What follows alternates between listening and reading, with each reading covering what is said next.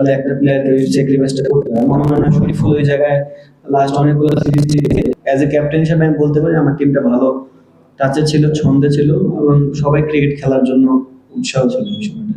কখনো এইভাবে চিন্তা করে যে ফার্স্ট চয়েস না, অবশ্যই সে ফার্স্ট চয়েস, বাট জিনিসটা আপনি বললেন ফার্স্টে যে আমাদের টিমটা এখন এত পরিমাণে পেস বলিং, টেস্ট ক্রিকেট বলেন, ওয়ানডে বলেন, টি-20 বলেন, সো তিনজনের বেশি তো আপনি খেলাতে পারবেন না। তো ওই তিনজনকে যদি গিভেন ডেতে খুবই ভালো করে তাহলে একটা প্লেয়ারকে ওই স্যাক্রিফাইসটা করতে হয়। আমার মনে হয় শরীফুল ওই জায়গায় লাস্ট অনেকগুলো সিরিজ সে হয়তো বা একটা দুটো করে গেম খেলেছে।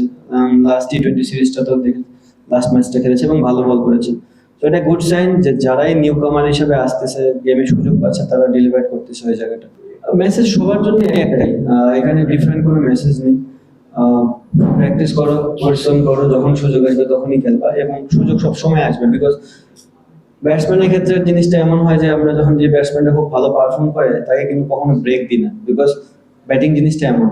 আবার পেস বোলারদের ক্ষেত্রে কিন্তু উল্টো হয়ে যায় যে দুই তিনটা গেম খেললেও ওয়ার্কআউটের একটা বিষয় থাকে, তো পেস বোলাররা ঘুরে ফিরে খেলবে এবং তারাও সেটা জানে। হয়তো বা এখন শরীফুল একটা খেলছে, কোনো সিরিজে দেখবেন শরীফুল দুই তিনটা ম্যাচ খেলবে, দেন ওকে ব্রেক দিয়ে অন্য কেউ খেলবে, তো এইভাবেই চলতে থাকবে।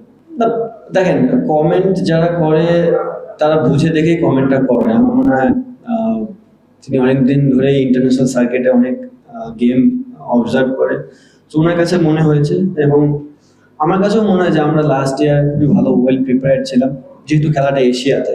তো ওই হিসাবে আমাদের টিমটাও খুবই ভালো ছিল। এখন বাদ বাকি তো না খেলা পর্যন্ত বলতে পারবো না, আমরা গিভেন ডেতে কেমন পারফরমেন্স করতাম ওটা ডিপেন্ড করে ওই দিনের পারফরমেন্সের উপরে। সো অ্যাজ এ ক্যাপ্টেন হিসেবে আমি বলতে পারি আমার টিমটা ভালো টাচে ছিল, ছন্দে ছিল এবং সবাই ক্রিকেট খেলার জন্য উৎসাহ ছিল ওই সময়টা।